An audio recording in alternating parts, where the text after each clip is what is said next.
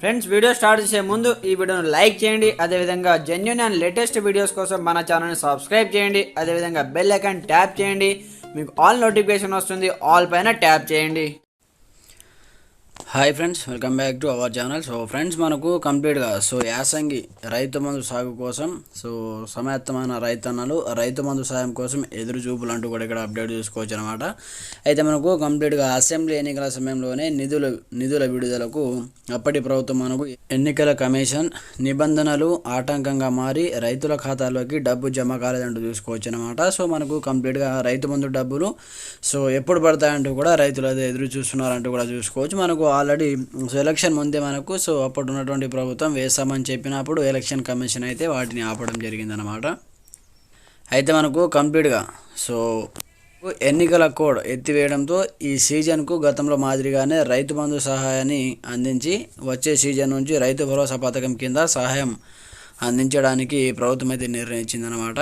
కంప్లీట్గా మనకు ఈ నెల 28 నుంచి రాష్ట్ర వ్యాప్తంగా ప్రారంభమయ్యే ప్రజాపాలన గ్రామ సభల్లో రైతు భరోసా దరఖాస్తులు తీసుకోవాలని కూడా ప్రభుత్వం అయితే ఆదేశించిందనమాట. దీంతో త్వరలోనే మనకు ఈ యాసంగి సీజన్ కోసం రైతు బంధు సహాయం అందుతుందని రైతులు ఆశగా ఎదురు చూస్తున్నారంటూ చూసుకోవచ్చు అనమాట.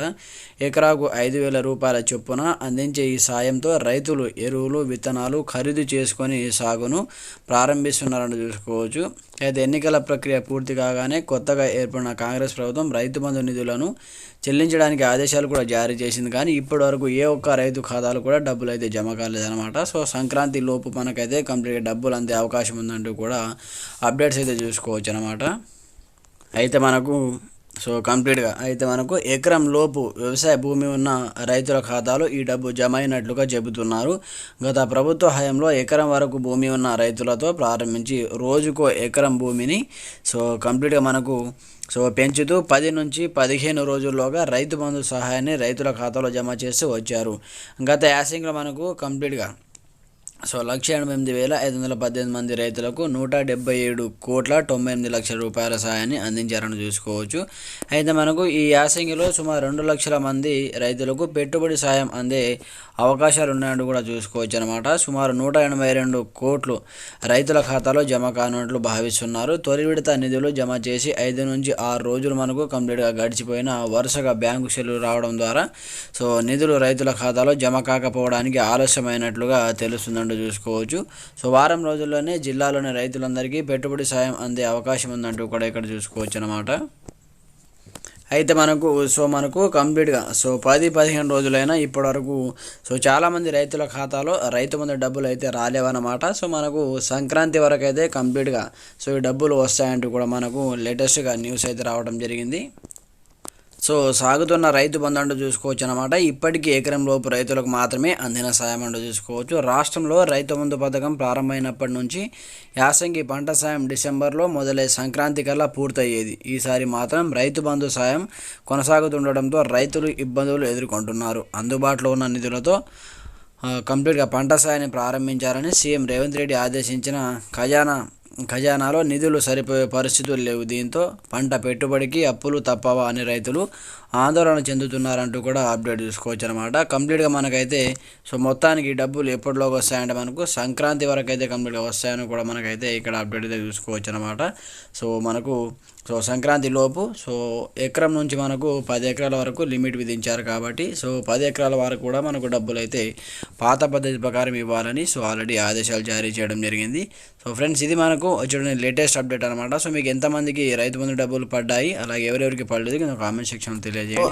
2,14,685 మంది రైతులకు 233.7 కోట్ల మేర సాయం అందాల్సి ఉంది. ఇప్పటి వరకు 56,062 మంది రైతుల ఖాతాలో 14.83 కోట్లను జమ చేయడం జరిగింది. ఇంకా మనకు 1,58,623 మంది రైతులకు 218.23 కోట్లు అందాల్సి ఉంది. ఇంకా రైతు బంధు అందాల్సిన 58 లక్షల మంది రైతులు సంక్రాంతి వరకైనా తమ ఖాతాలో నగదు జమ అవుతుందా లేక పెట్టుబడికి మళ్ళీ అప్పులు చేయాల్సి ఉంటుందా అని ఆందోళన చెందుతున్నారంటూ కూడా చూసుకోవచ్చు అనమాట. ఈ విధంగా మనకు తెలంగాణలో వివిధ జిల్లాలలో కొంతమందికి రైతు బంధు డబ్బులు అయితే వచ్చాయి. ఎకరం లోపు ఉన్న వారికి 10% మాత్రమే అక్కడక్కడ డబ్బులు డబ్బులు అయితే జమ అయ్యాయి. ఇంకా చాలామందికి అయితే రైతు బంధు డబ్బులు రాలేవన్నమాట. సో ఇప్పటికైనా సో సంక్రాంతి లోపైన కంప్లీట్ అయ్యే డబ్బులు అకౌంట్లో జమ అవుతాయా లేదా అంటూ కూడా సో రైతులు అయితే ఆందోళన చెందుతున్నట్టు కూడా చూసుకోవచ్చు అనమాట. సో ఒక రైతు ఆవేదన చూసుకోవచ్చు. సాగు పెట్టుబడి కోసం ఎదురు చూస్తున్న నాకు ఎకరంన్నర పొలం ఉంది. వానాకాలం పంట ఉత్పత్తిని మార్కెట్లో విక్రయించినప్పటికీ కూలీలకు, పెట్టుబడులకు, ఇతర ఖర్చులకి ఆ డబ్బులు సరిపోయాయంటూ చూసుకోవచ్చు. యాసంగి కోసం వరి నారు పోసుకునేందుకు విత్తనాలకు డబ్బులు అవసరం. రైతు బంధు డబ్బులు వస్తే ఎక్కడ అప్పు చేయకుండా విత్తనాలు కొనుగోలు చేసుకుంటా అంటూ కూడా ఇక్కడ సో మహబూబాబాద్ జిల్లా సంబంధించి సో యాదగిరి అనే రైతు అయితే తనకు సంబంధించిన సో బాధనైతే ఆవేదన వ్యక్తం చేస్తున్నారు. సో ఈ విధంగా కొన్ని డబ్బులు వచ్చాయంటూ కూడా మరొక రైతుకు సంబంధించిన అప్డేట్ చూసుకోవచ్చు. నాకు 2 చోట్ల కలిపి ఎకరం 13 గుంటల పొలం ఉంది. ఇందులో ఒక సర్వే నెంబర్లో ఉన్న 18 గుంటలకు రైతు బంధు డబ్బులు బ్యాంకు ఖాతాలో జమ అయ్యాయి. మరో సర్వే నెంబర్లో ఉన్న మిగిలిన 37 గుంటల భూమికి పెట్టుబడి సాయం అందలేదంటూ కూడా చూసుకోవచ్చు అనమాట. సో ఫ్రెండ్స్, ఈ విధంగా చాలామంది రైతులకు ఇలా జరిగిందనమాట. సో చాలామంది రైతులు ఎదురు చూస్తున్నారు రైతు బంధుకు సంబంధించి. సో ఎలాంటి అప్డేట్ వచ్చినా సో వీడియో అయితే పోస్ట్ చేయడం జరుగుతుంది. ప్రతి ఒక్కరు సపోర్ట్ చేయండి, లైక్ చేయండి, కామెంట్ చేయండి, కొత్త సబ్స్క్రైబ్ చేసుకోండి. Thanks for watching this video. జై హింద్.